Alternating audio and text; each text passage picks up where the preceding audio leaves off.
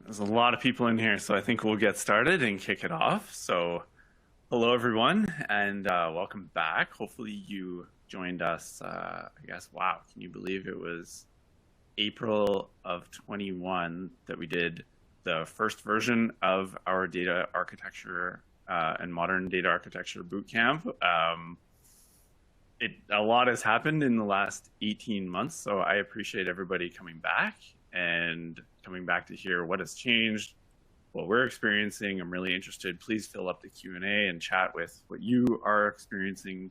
We hope to kind of bring together everybody in the community so that everybody can hear what is happening, what are people winning with and failing with, so that we can share from each other's experiences. Our first version of this, we had hundreds of attendees for each of the sessions, so many that we actually had to do a rebroadcast because it maxed out our account. But, we watched the YouTube views. We always sit and hope that people find our content online. It started with 5 views, and then 500 views, and then 1,000, and 5,000, and 10,000. And as we watched it kind of do this big hockey stick inflection, we knew that this is the kind of content that people hope for. We don't want to paywall it. We don't want to charge people to come to things like this. Of course, we'd love to do them live, and we may start doing that in the future, but it was definitely time to do one of these again. So I really, really appreciate everybody joining. For those of you who aren't familiar with Newcomp as an organization or as a brand, Newcomp Analytics is actually part of a larger group of companies under Converge Technologies. Newcomp's been around a long time, since the late 90s, always been laser focused just on data and analytics. As tempting as it may have been to get into other peripheral things like IT infrastructure or security, we've always focused on analytics and kind of everything that goes around and supports that. We act as a value-added reseller in a lot of cases, so we have to pick technologies that not just we believe in, but technologies that actually are commercially viable, specifically in the markets in which we work, so Canada, the US, and the Caribbean. And then we train up our team to be the best of the best in each of those technologies. You see our key partners here. Obviously, we need to be well-versed in a whole bunch of vendor platforms and technologies. So this list, might be the ones that we focus on strategically, but our skills go obviously way beyond. And we're going to talk a lot about what the rest of the analytics industry looks like, not just the ones that we focus on, but tools and technologies that are emerging or end-of-lifing, and we're going to share all of that with you. This is me. I'm the only one you will hear from today. I've got a pretty cool job. I get to see everything that Newcomp does in our data engineering and data science, machine learning, our cloud practice, our BI and data visualization practices. It's really interesting to see how that has changed. Obviously, I have had to change in my career. I started as a BI developer, and had to evolve as things evolved in the industry, as the tools and technologies and methodologies have changed. Newcomp as an organization has obviously had to change and adapt. So I want to share a whole bunch of that with you. It's very personal to me, and I have to stay really plugged into what's happening. Newcomp has, at any given time, about 400 active clients, and those are projects we're working on where we're asked to advise on, how do we run a pilot? How do we engineer our analytics architecture? How do we manage costs? How do we train up our team? What should our teams look like? How do we get our executives to buy in? And so that's all part of my role, and it's a lot of fun. So I hope to share all of that with you today as much as I can. Today is on the left, so this is part 1 of 2. Part 2 will happen exactly a week from now. So hopefully you registered for both of those and you can attend both of them. But today we're going to go backwards a little bit and talk about the core concepts that we went through in the first version of this bootcamp, which was much more of a what is analytics? What are all these terms? Cloud, data warehousing, data lakes. So I'm going to recap a little bit of that, but I'm going to build on top of it more than anything. So what are we seeing heading into next year? I'm going to have a couple of different sections. So one is going to be, we'll call it strategic. That sounds like a big for consulting kind of thing. It's less that. It's more like, it's everything but the technology and why we are doing what we're doing right now, and what makes a technology project successful. Obviously, tools are an important part of a successful analytics program, but if it's not well supported or planned or staffed or structured or communicated, then even the best technologies will fall over. And then there's three detailed sections I want to go through. One is the state of BI in general, and that's where we're going to end today. And then the next session next week, I'm going to pick it up with data science, and then we're going to talk about data engineering and all of the things that are happening in those two domains. And then we'll make an attempt together to decide how to move forward. So not just talk about all these things. I think a lot of presentations fall short in that they say, here's my opinion on a bunch of things that I read on the internet, and that's it. I'd rather leave on a note that says, here's something to try. Here's something to talk to your team about. So we'll do that at the end of part 2, okay? All right, so let's double back a little bit and talk about what I hope everybody did their homework. And if you didn't attend part 1 in April of last year, then I'm gonna do a quick recap for you. So these were the 3 versions or sessions or parts of that bootcamp version 1. The first one was a really broad kind of overall view of what is happening in analytics these days from an architecture perspective. So the cloud, how services, as a service changed the way that we do our jobs. Key changes in terms of the architecture of the tools, ELT versus ETL, the skills of yesterday versus the skills of today. And then what we did for part 2 and 3 is we went back and we broke it again into 2 sections. We went really deep on data ingestion, so like integration and data storage. We talked a lot about data lakes and governance. And then in part 3, we talked a lot about BI tools, analytics, semantic layers or modeling, data science, machine learning, and everything going forward. So I'm gonna keep some of those topics and just build on them. So much has changed. You'll see we talked a lot about data lakes in an isolated kind of way, and that's one key change we're going to talk about now is that this whole world of data lakes and warehouses has really from a technology perspective, from an architecture perspective, has certainly changed. So we're going to get into the details there.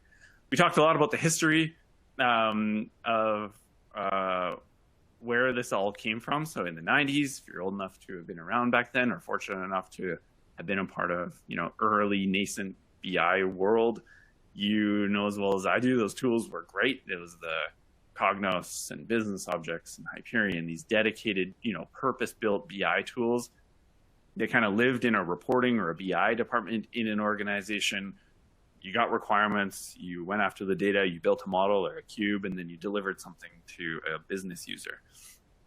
Then they wanted to the business users wanted a little bit more control, understandably. So they, the tools kind of merged and evolved into a self-serve kind of environment.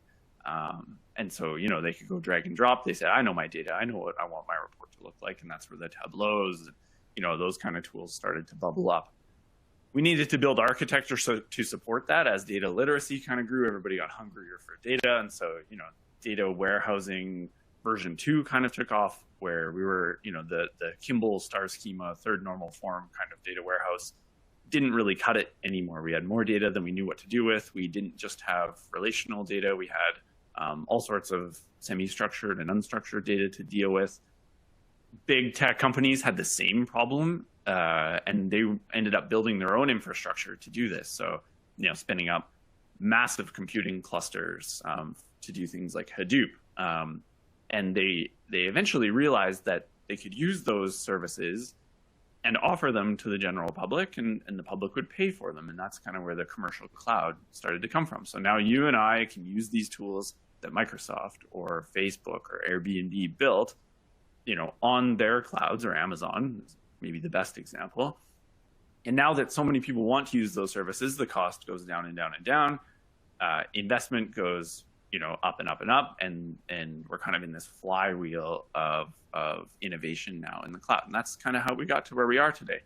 Modern data architecture, remember, our jobs as data workers is to move data from wherever it is generated or it lives into the hands of whoever needs it in the format that they need it when they need it, right? And so it's this real supply chain of information. And last time we kind of drew an analogy to a logistics company. If we think of this in terms of lifting data, landing it somewhere, then organizing it, packaging it up for users, and then giving it to them. And then all along the way, making sure that things are right. We're scanning barcodes. We know where materials came from. We know where they're going all the way along the way. This traceability. You can draw the analogy back to data governance. And so if we strip away the analogy, you end up with a lot of this terminology. And this is terminology that we'll carry throughout the conversation today. But looking at ingestion and replication, moving that into some sort of data landing zone, data hub on this diagram, all supported by governance, enriched by data science, and delivered to users. So this is kind of the reference architecture that I want you to take a snapshot. You can even take a screenshot right now, because I'm going to keep coming back to this just conceptually. In the real world, this kind of ended up, this is a screenshot from last time, ended up looking like this. Some of these concepts have blurred or merged, and we're going to talk about what has changed from really last year to this year. And there's been some really big adjustments in terms of how the big cloud platforms go to market with their data lakes and warehouses. But this is, a good reference architecture for how things were built for a really long time. Unfortunately, this is the world that we live in, is that, there's a lot of money that goes into tech tools and analytics. This is, it's a guy named Matt Turk who puts this together. And I've got a link to some of the content that he writes later, but he's part of FirstMark. They do a lot of market research, but I guarantee any tool that you use or have heard of is in one of these categories somewhere. And this is what makes, my job both exciting and very difficult. And your jobs, I'm sure, also very difficult. Is there's no shortage of tools. If you want to go look at data lakes or process automation tools, there's no shortage. And maybe that's part of the problem, is that we get this paralysis, and we could test and change our minds forever. And so that's what I'm going to try and help you do today, is sift through how to investigate, how to think about these problems, so that you don't get intimidated or lost in the weeds here. All right. So trend-wise, I think it's really important that we talk about from a hype perspective, what are you going to read on LinkedIn? What are the articles that vendors are going to be sending you, and what to think of them? I get all the same emails. So we've tried to coalesce those into a couple of trends that we're seeing emerge, and we can talk about what we think of those together. So, Gartner is always a great place to start. Gartner looks at the analytics. They do a ton of interviews. I'm sure some of you have been on the phone with Gartner before, and they've asked you what your organization is doing. Here they've broken it into 3 categories, and you can go find this article for yourselves. But here is just getting dynamic and diverse capabilities into our data infrastructure. So that's category 1. Augmenting people and decisions, so giving the people who need to make the decisions better information at better times, suggestions, detecting patterns for them, etc. And institutionalizing trust. We're talking about governance and the ecosystem in which we're working here. So let's pick a couple of these to talk about. Maybe data-centric AI is a really interesting one, because a lot of AI and machine learning are highly hyped. Every CEO, I'm sure, has to answer to it, even on an earnings call. And what are the investments they're making in AI? The challenge there is that without the right data, building AI is risky and possibly dangerous. And so you have to formalize data-centric AI and AI-centric data. And so in doing that, we address bias, we address diversity in our data, labeling in a more systematic way, and that's all part of like a data management strategy. So we talk about things. This is where a data fabric bubbles up, and this is a term you're going to hear. You're probably going to get sick of it, but it's more of a marketing vehicle right now. But it's trying to address these kinds of issues. Always sharing data. This is built into platforms now. You can share data or share data sets. A platform like Snowflake has data sharing built right into it, and front page on its features, being able to say, oh, my customer or my vendor, I'm going to share this data set with you. You can use it as your own table, and it's my computing power that's using it or whatever. So sharing data may not be understood at how to do it at scale and with trust. We're going to need to collaborate across industry lines, across business boundaries, even inside our own organizations. What else should we talk about? I'll pick another one. Decision-centric data and analytics. Is that a new concept? It certainly shouldn't be, but I think what we're seeing more now, and in Gartner's details, they highlight things that I'm seeing as well, which is this top-down approach to analytics, as opposed to, it's very tempting to go and get all the data, bring it into our data lake, and then go shop for customers for it. But, at the same time, we could also be asking, what are the decisions people need to make in the business, and work backwards from those. It sounds extremely obvious, but as technologists, sometimes, we get caught building the shiny things just because, these are fun tools to work with, or every other organization is doing it, without actually having a decision point in mind. Like, where is this data going to be used to make a better decision in our business? So that's what Gartner's talking about here. They also put out, I love this, it's called the hype cycle, and this one specifically is for data management. They do a lot of them. I think there's one for data science platforms and BI tools and FP&A platforms, but this one I just wanted to talk about specifically. You'll see that Lakehouse is on here, and it's a term I've avoided using until right now. Lakehouse is right there. I've got an entire section dedicated to Lakehouse in part 2 of this next week. But you can see these are on the rise. The expectations are maxed out right now, which is the category that it's in. Everybody expects everything of the Lakehouse, and so we're going to talk about that in detail. Data lakes, that was a big focus of our bootcamp last year. You'll see those, I don't know if I can draw, but it's kind of on the 1 to 3rd line there. So it's moving into the slope of enlightenment.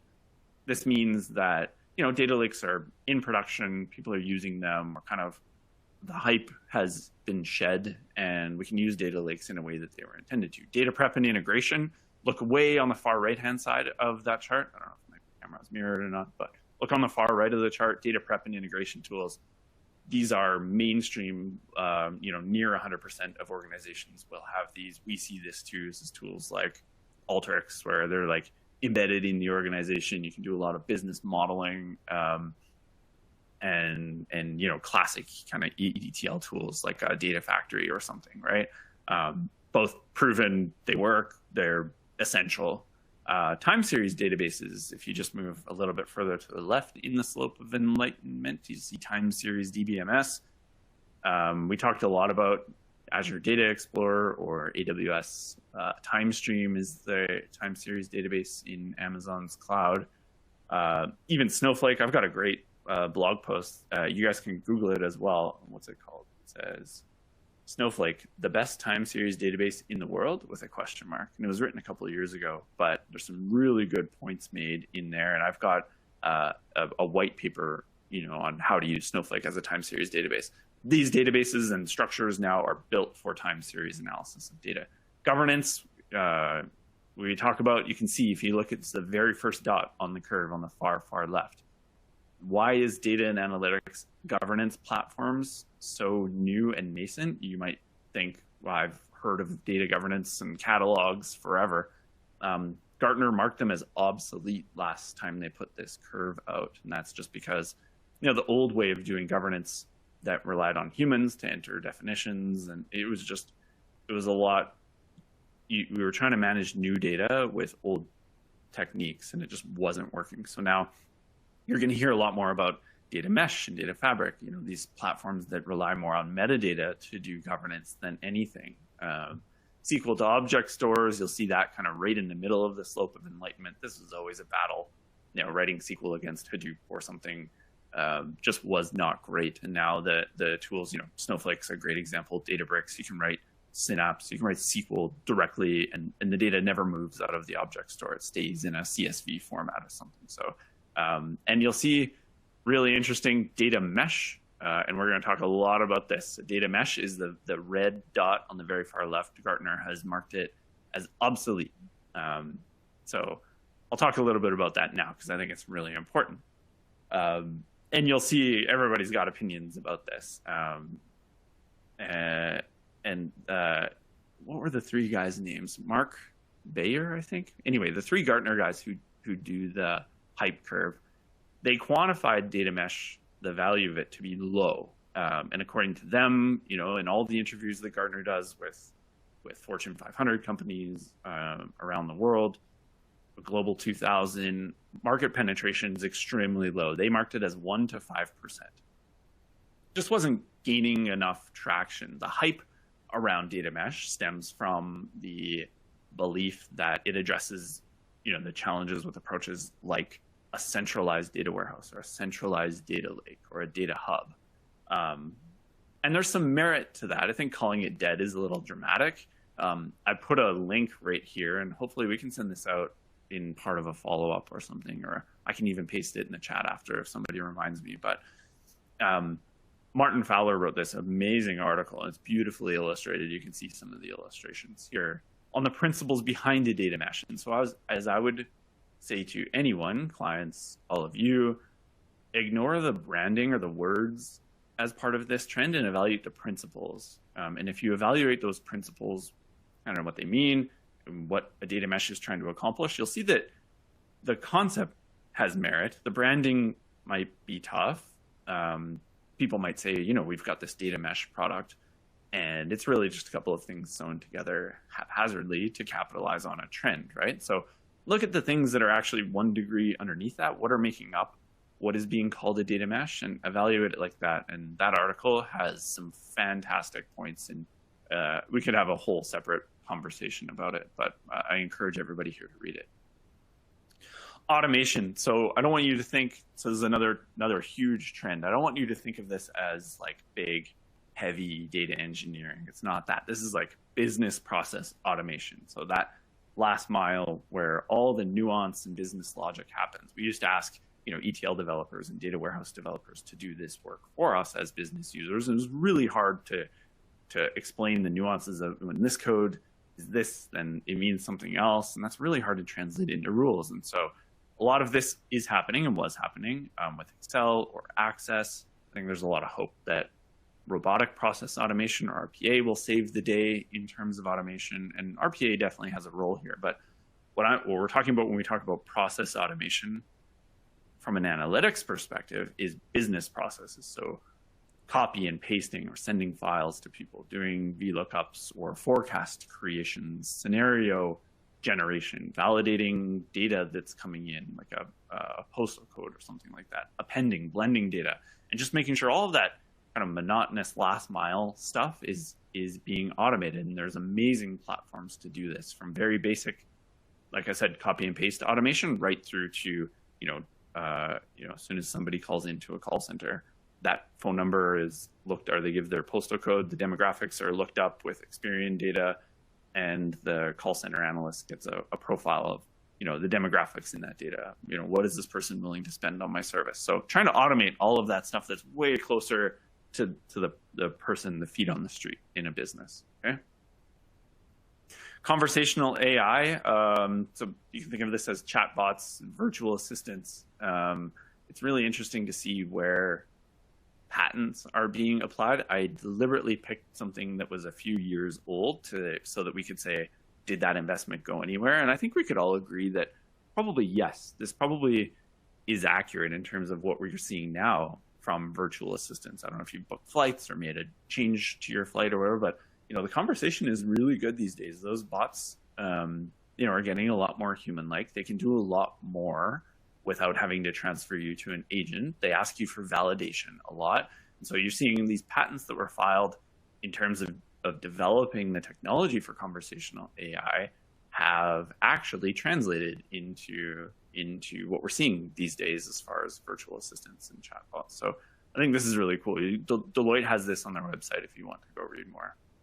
But the way that we think that interaction should go if it was a human would be, as soon as I call in or I send an email, the conversational AI should segment me as a customer.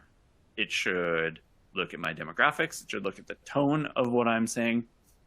And then it should approach me not just as, a someone who lives in Calgary, which is where I live, but, you know, with a lot more dimensions to me and, you know, my history with them as a client, and then listen to my tone. If I'm calm and collected, it can use the same tone with me. If I'm really hostile, you know, it can use calmer language and try and direct the conversation to be more solution oriented. It can negotiate or respond to my tone, and, you know, throughout the call, I might change the way that I'm talking as a customer. And then at the end, it can learn from its results and be better next time. So this is what we're expecting from conversational AI going forward. The Internet of Things, I think we all know every device out there is becoming connected. And so, you know, the IoT, the pool of IoT data is growing. You can see that inflection happening. I think this was done in 2019 or 2020. But, you know, I was looking at window like motion detectors on Amazon, and man, you know, who knows what you're buying, right? They only work on 2.4 gig networks. I don't know if they're secure. That's the challenge that IoT implementers are facing as well, is that are these devices secure because it's being rushed? Once that data lands somewhere, to the second point there, do we actually have a team of data scientists that knows what to do with all of that log data or point in time or time series data? We assume that everybody has the same firmware or devices. There's a lot of versions, lacking standards out there, but the perceived benefits are real. And so, you know, most organizations believe that the connectivity of devices is going to be beneficial, whether we're managing facilities or the movement of humans, you know, through an airport, or retailers, the retail experience. I think it's kind of funny here. They made a prediction that says retailers will use IoT to customize store visits by 2021. And that was only done 2 years in advance. So I'm curious, do you feel like that retailers have done that? Have they delivered on that using IoT, like your phone, to know who you are, maybe sending you an offer when you're in the store? Very rarely in my experience, so maybe overhyped. So we're going to do a quick poll, and I'm going to ask you, which general trends are you most interested in following? And so hopefully this works. I'm going to put it up here for a second and see if the results start coming in. I'm going to give it like 20 seconds here. So either data mesh and fabric, I talked about this, it's kind of a battle of branding, analytics, process automation, really just kind of automating the analytics, you know, data work, citizen data work that's being done in the business. Institutionalization of data, I can't say that word today. You know, this is things like data literacy and governance inside your organization, chatbots, or IoT. So one more second. Everybody submit, come on. I see still some who haven't.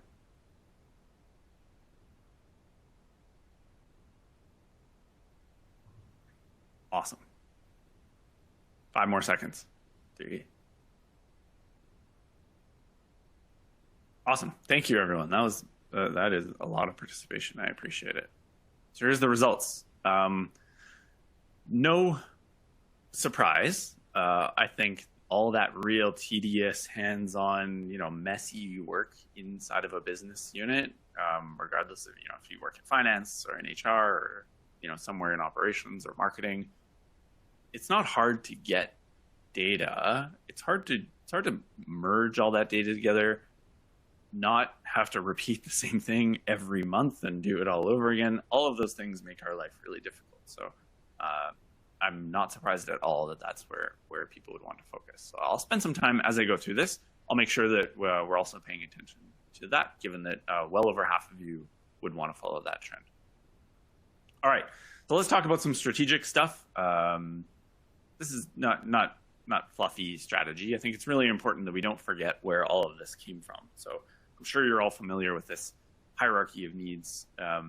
We talk about this, we tend to get distracted by the top of this. You know, we want to do AI projects, deep learning projects.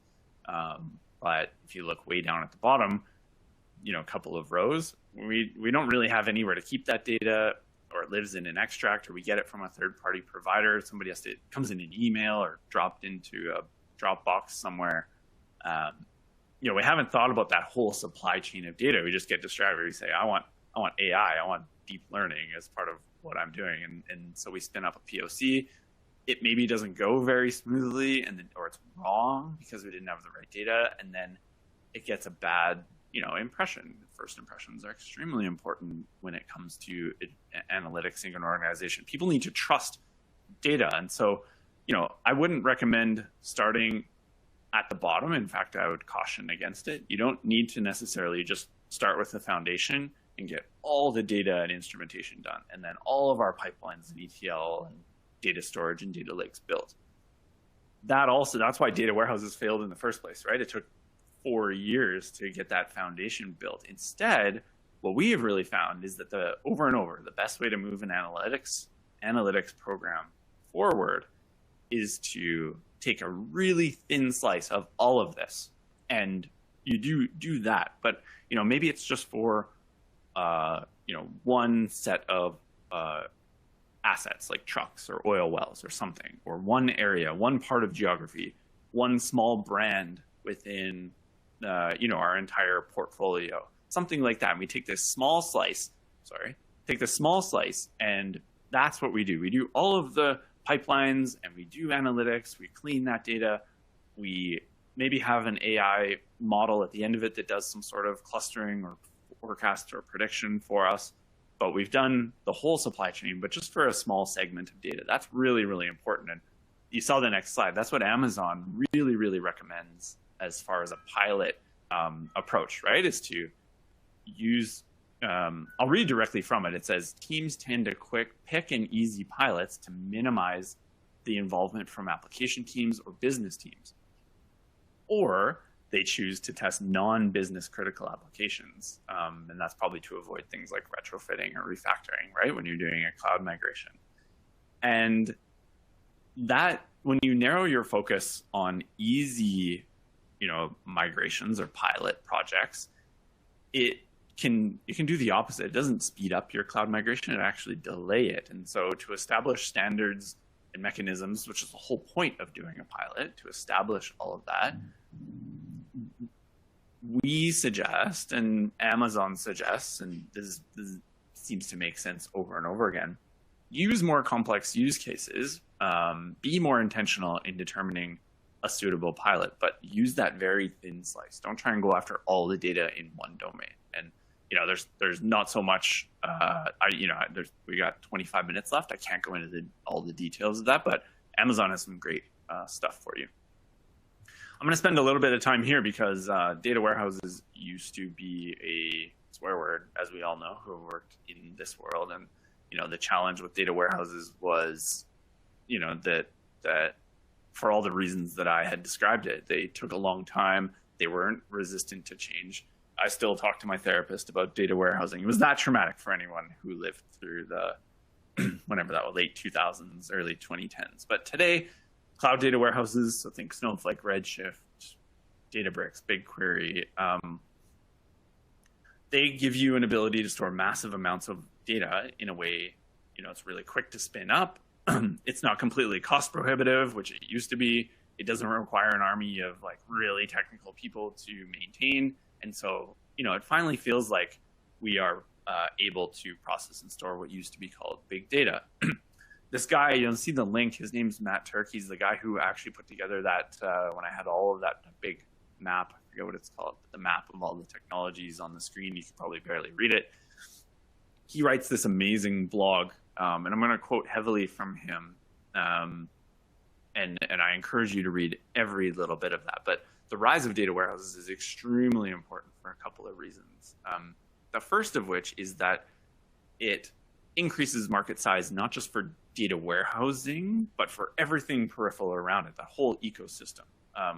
So whether you're a global 2000 company or an early stage startup, you can spin up a core data infrastructure now with very little pain and for very little cost, very little investment.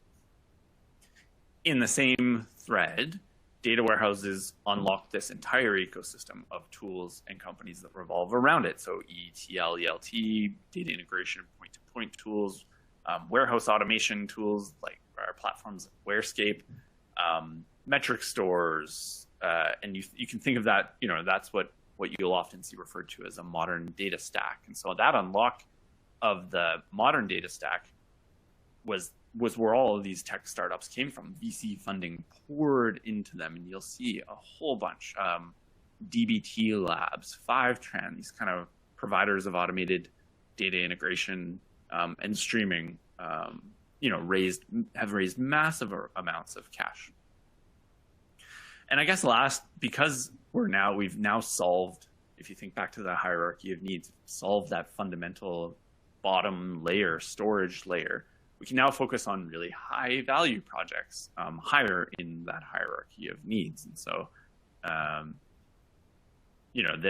this is the flywheel that I was talking about. Now there's demand for all sorts of other data and AI tools and platforms, and that momentum is getting generated where more and more demand creates more innovation from the big tech companies, and so we get this. That's where all of this momentum comes from. I've got a whole bunch of thoughts on this, and maybe I'll write it out in a blog one day. But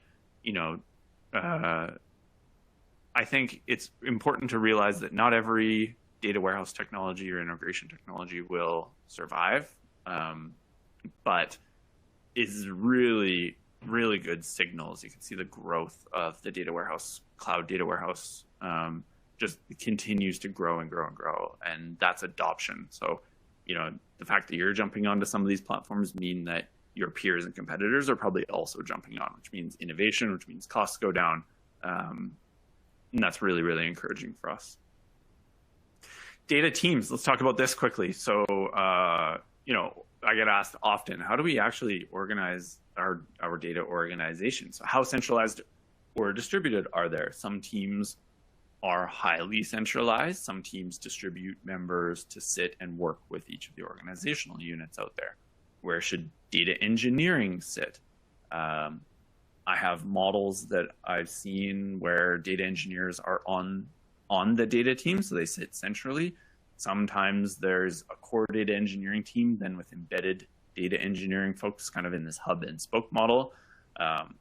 It's really going to depend on what works for your organization. And I've got pros and cons for you if you want to reach out. But what even is the role of a data team? I think that's maybe even a better place to start. Some teams are kind of really leaning into this data as a product concept, and some teams are more data as a service. So you think of like data ops, where I'm asked for a set of data, the same team goes and builds it and then supports it, right? So, and there's lots of content around how to run data ops versus data as a product. What executive does the team live under? Analytics used to live often under finance. We worked a lot with finance data, but some teams now have VP or C-level executives leading them, like a chief analytics officer or chief data officer who report directly to the CEO. Other times data rolls up to more of a functional head. There's no right answer. It depends on your organization. And DBT, which is an integration tool I talked about earlier, they've got a really good article. If you Google DBT data org structure examples or something like that, they've got a really good blog post on it where I grabbed some of this information from. Just to sum that up, this is what I was trying to describe through words, but here's some pictures to describe. So centralized versus kind of decentralized, maybe shared data and analytics teams across a couple of functions. It's kind of up to you. More often than not, we see more of a hybrid model, so something that sits a little bit in between these. A roadmap is really important. Consultants could be accused of talking about roadmaps too much. For us, a roadmap isn't a generic exercise. It's very, very focused on outcomes. So we spend a lot of time with clients doing very, very hyper-focused roadmaps. How do we move our analytics program forward in the next 3 months or 9 months? And then what does the rest of that journey look like? And breaking it down into what is the current state right now? What do we need to aim for even 3 months from now? We need to train people up. Maybe we need to spin up a little pilot. We need to understand the costs of moving to the cloud. Let's say it's a modernization project. Maybe gather a couple of business cases, pick that thin slice of data to go after, and then actually do it. So that's what a roadmap looks like for us.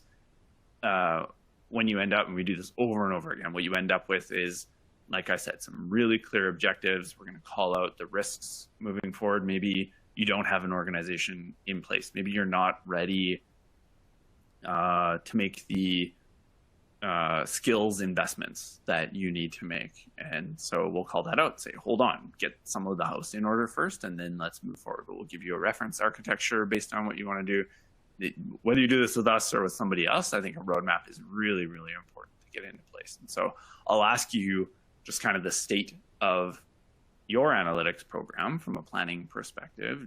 Do you have a clear roadmap? I think I'd really like to see where everybody is at in their organization. Is it very clear, you as the data team member, or you as a business embedded user, are you clear on where your analytics program and capabilities are going? So please, yeah, click as much as you can, everybody, and I'll watch for results to come through, and then I'll share it with everyone. And I'll just give it 20 or 30 seconds. I will have my tea.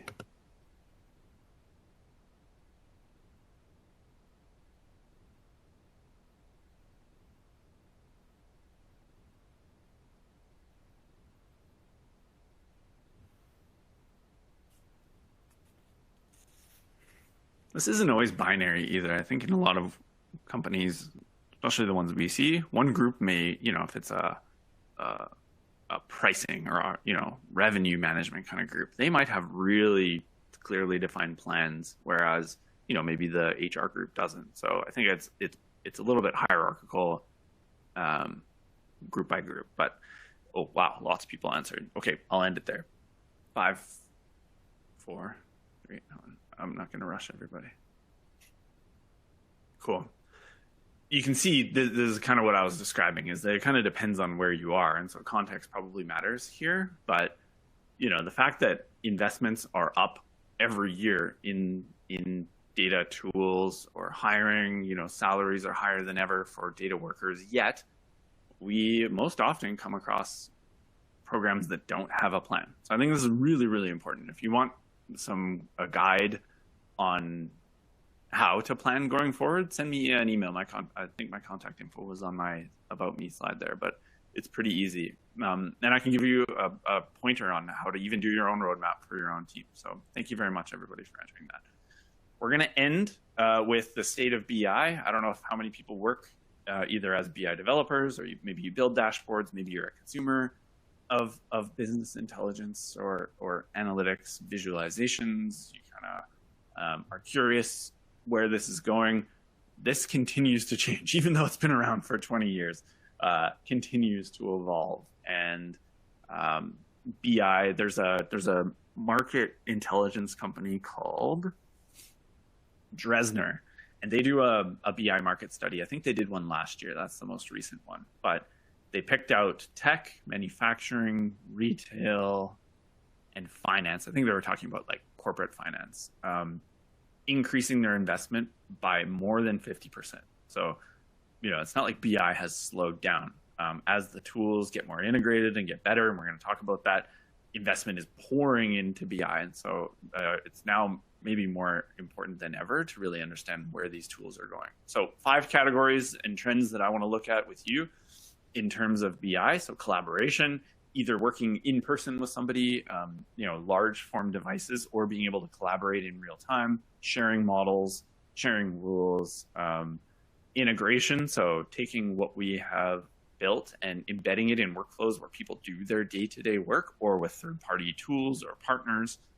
This spirit of openness. I'll skip ahead to number 4. So not being vendor locked. If you build your model in one tool, being able to use it with a bunch of other tools. This spirit of openness has really gained traction.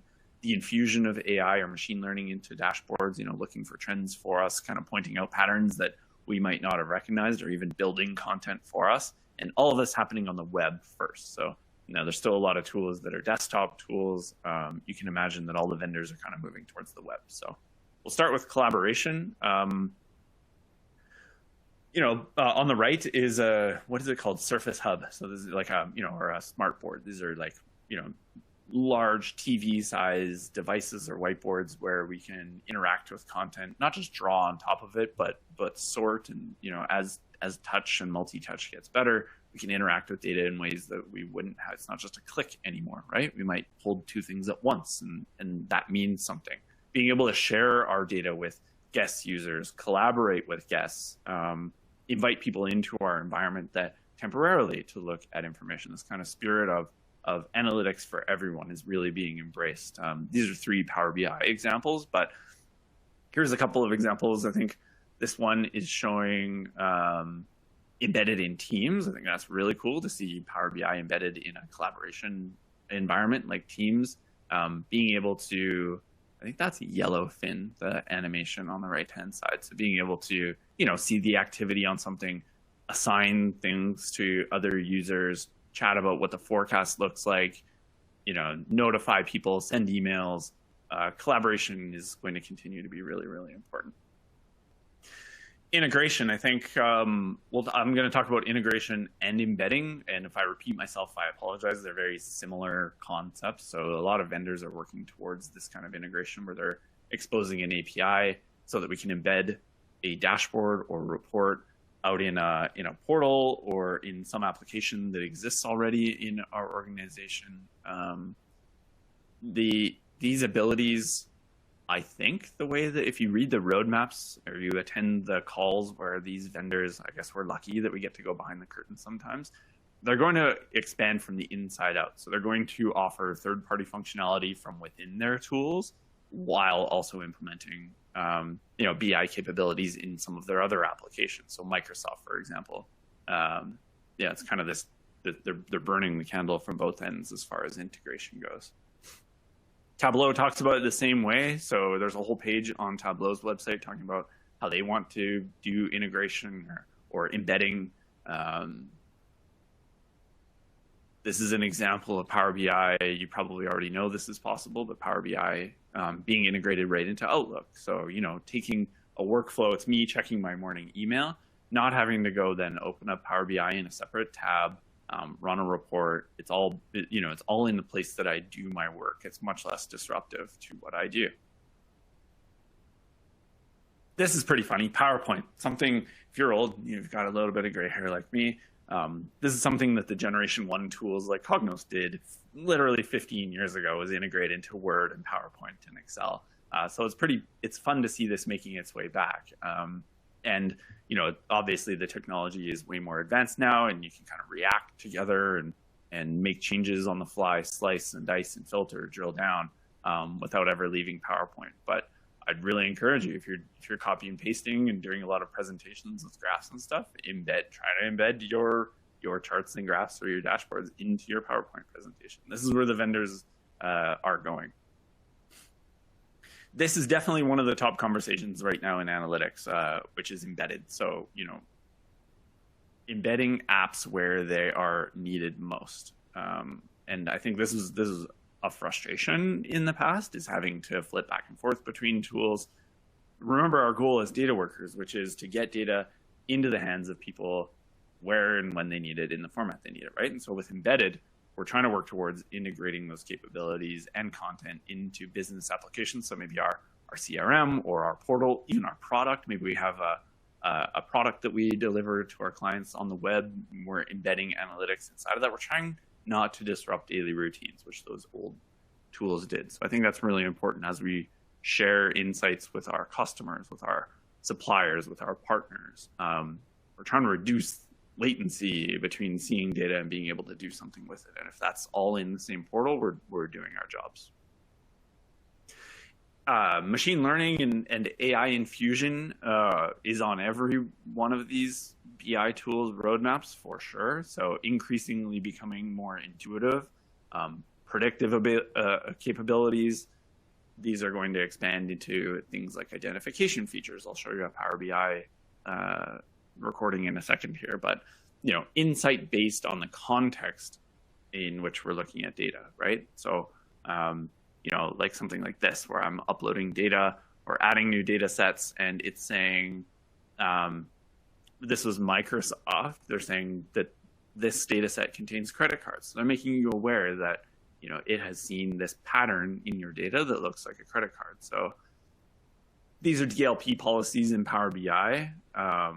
but this is going to be centrally managed inside of the compliance center in Microsoft 365, and then picked up automatically by Power BI. So making sure that we can enforce, this is kind of a governance conversation as well, making sure we can enforce governance standards, maybe through the use of AI or machine learning.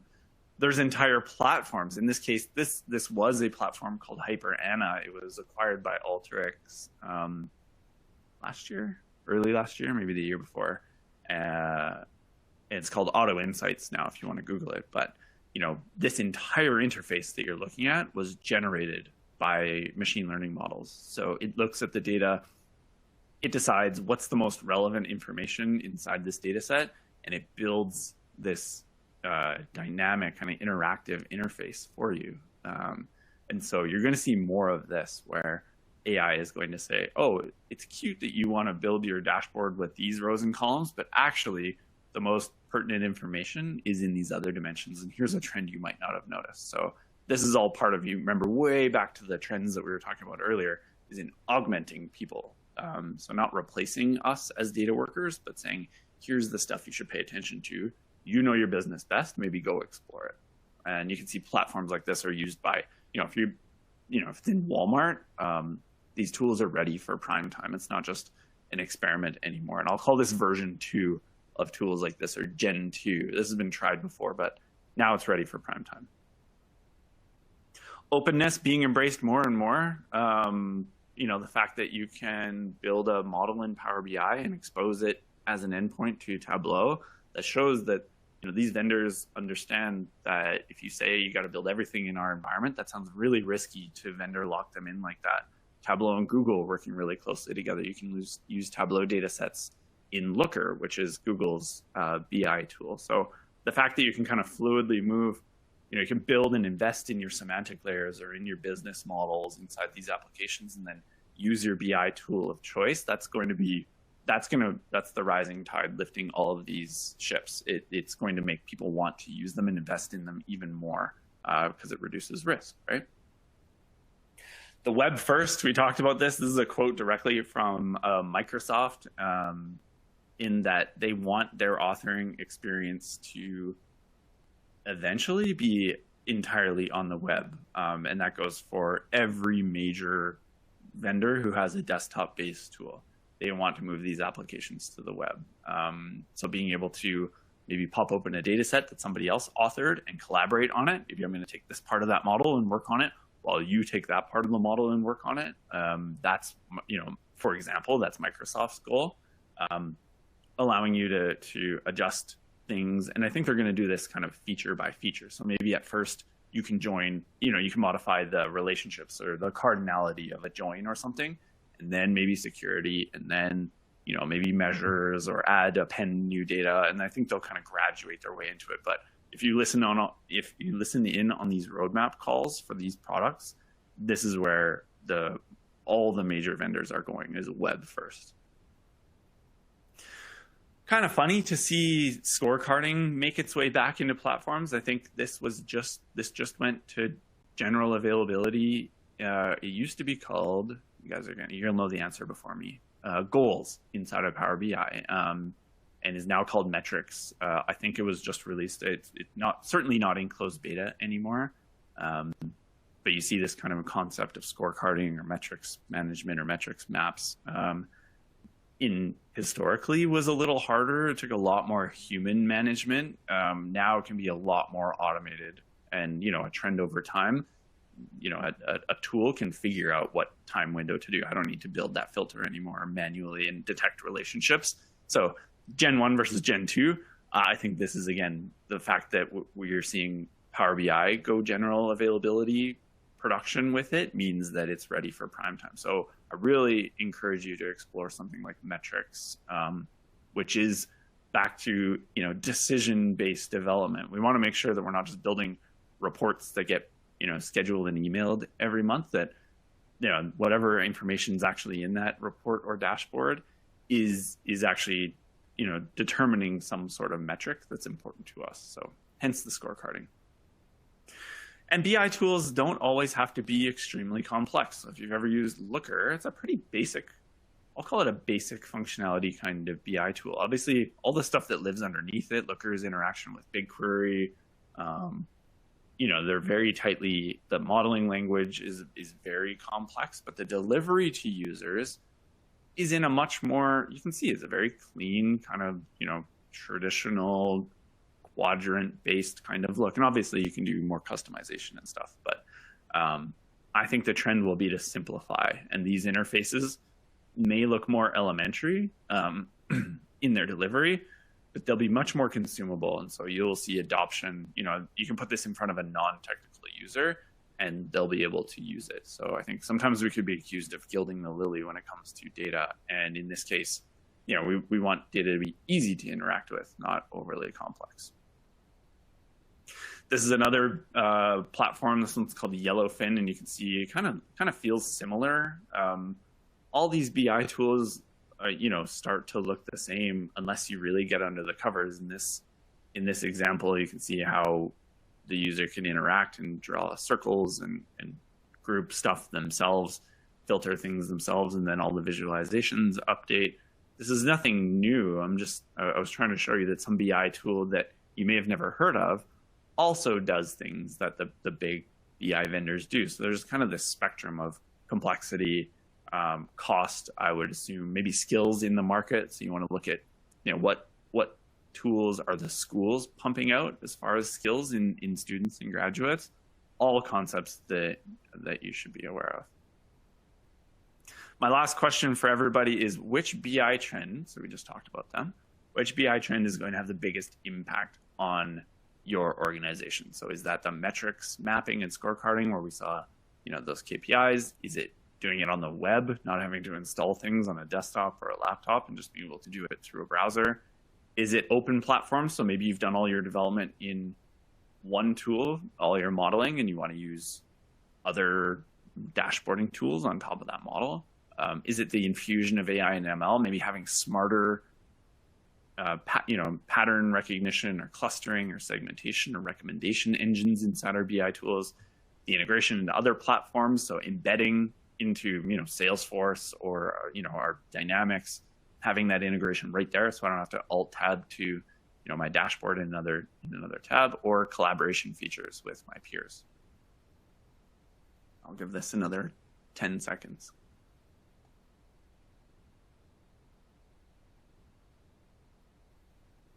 And I have my own opinion on this, but okay, 5 seconds. Wow, you guys are fast at filling these out. Thank you. Then it's not just like talking into an empty room. I know what you are all thinking, and then I can kind of tailor what I say to what you guys are thinking. That's amazing. All right, I'm going to close it there. Really interesting. The metrics, the comeback king from a decade ago. That is awesome, and I think that's totally true. It's way more consumable when you can see revenue is up and getting worse, and so I know what to pay attention to, rather than sifting through 10 reports just to know that everything's okay, right? So metrics draw my attention to what I should be paying attention to. I'm glad you guys feel like all of these are worth following. That means we as a group have to pay attention to all of them. So I really appreciate that. Second to that was the integration at other platforms. Totally agree. That's the one I would have picked. The fact that you have to log into something else goes against the analytics for all methodology that mission that we have here. So I totally agree. All right, I encourage everybody. I know there's been a lot of questions in Q&A. Hopefully you get them answered. If not, I will send it out after. Join us for part 2. That is exactly 1 week from today. So 2 p.m. Eastern time, 12 p.m. where I am here in Calgary. I really appreciate everybody joining today, and I hope you're looking forward to part 2 of this. We'll talk data engineering and data science and then send you on your way. So thank you, everyone. Have a wonderful day.